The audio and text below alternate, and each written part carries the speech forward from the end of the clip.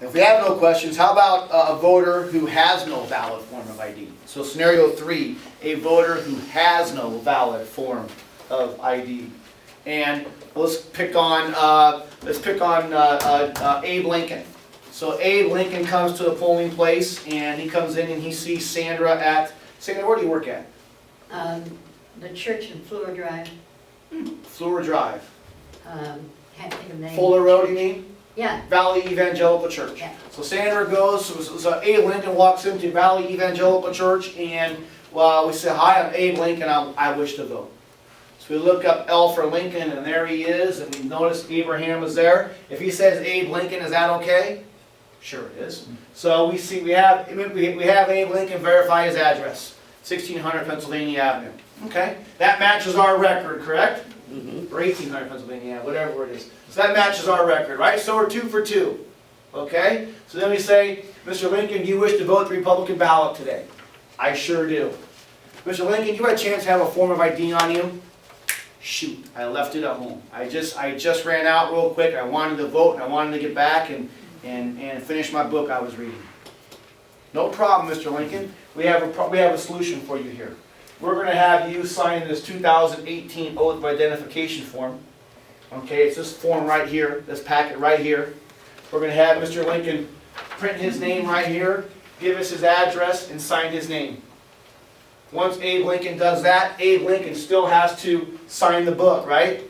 Has to sign the book, and then we can give Abe Lincoln his Republican ballot. He can mark the ballot and put it in the machine. Why? Abe's in the green. He gets to vote on the machine. Okay? So let's stop and talk about this scenario for a second, because you can game this out several different ways. Okay? What the state of Iowa is doing is the state of Iowa is playing Monopoly with the voters. And the state of Iowa is giving any green voter a get out of jail free card if they forgot their ID. So if you're a green voter and you forgot your ID or you left it in the car, are we going to make Abe Lincoln go back to his car and get it? No. Is it that big of a deal for him to go back to his car and get it? No. But we're going to offer Lincoln the opportunity. Don't worry about it. You don't need to go to your car. We're going to go ahead and have you sign this oath form. And then have you sign the book, and you can vote on the machine. In 1 second. And if you forgot it at home, we're not going to make them go home and get it. If they left it in their car, or what have you, wherever the situation is, if they don't have it on them, as long as they're in the green, they get a vote on the machine. And if they're like, well, if Abe's like, what do you mean oath form? What is this oath form garbage that you're pulling now? Well, you can point to the scenario here. Mr. Lincoln, you are somebody who has no valid form of ID. So therefore, I need to have you sign the oath, sign the election register, and you go ahead and vote on the machine. And you can point over here to the other side of the poster where it says, in the register, but forgot your ID, no problem. Just ask for the oath of identification, and you can vote on the machine. State of Iowa is playing Monopoly with these voters. In 2019, they're going to put the Monopoly game in the closet, and now these voters are going to play a game of sorry, because this form won't be here anymore if they forgot their ID. Okay? You got a question? Yes. People are notorious for writing and you can't read it. I'm one of them. Should we fill out the form, the oath of identification form, and just let them sign it, or Good question. do they have to do the whole thing? We want them to do the whole thing. Trying to get them to print it, address, and signature. I'll tell you, if I'm filling this out, I'm going to do the best I can to give you. This is me attempting to give you good handwriting. And this is me trying to give you a good signature. My handwriting is awful. I'm not proud of it. I'm actually embarrassed of it.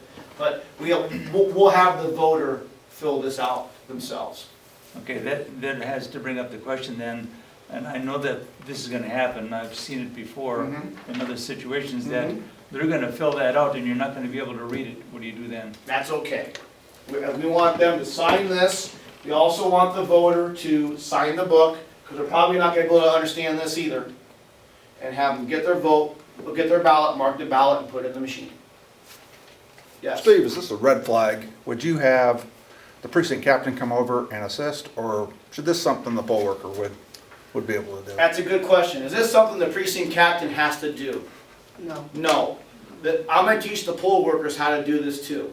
you might have 1 or 2 stacks like this, stacks of 500 or whatever it is. You can tear off a handful and give it to the poll worker who's working the book, and they can work right off of this script and this poster, working with the voter.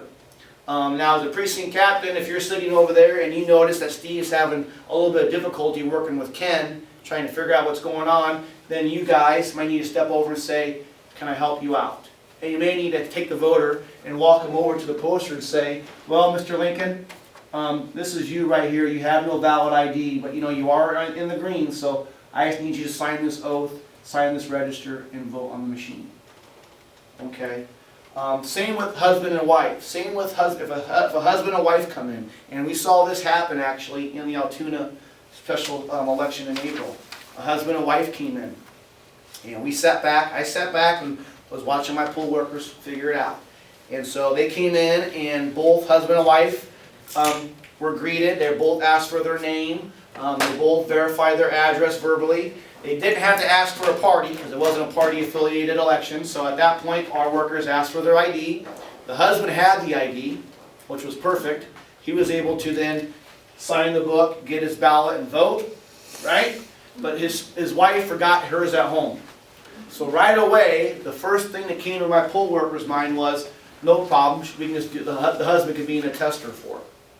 And right when they said that, I made eye contact with my precinct captain, and she stood up and said, no, she don't need to do that this year.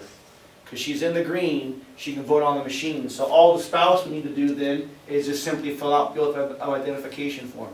She can then sign the book herself and go ahead, cast her ballot, and vote. Does that make sense to everybody? What's going on here? The poll worker had it right down the road, but right now, because the spouse is in the book and she's in the green, she can go ahead and sign the oath and vote on the machine.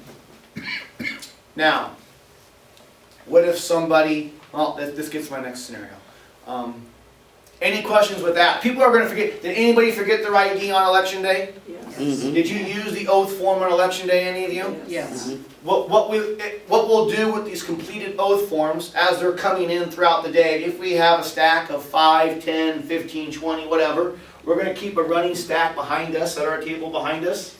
And at the end of the night, I will tell you, at the next training, I'll tell you where they go at the end of the night. We'll keep a little running stack going. It's our goal to have as few as possible, but this is an option for voters in the green who forgot their ID at home.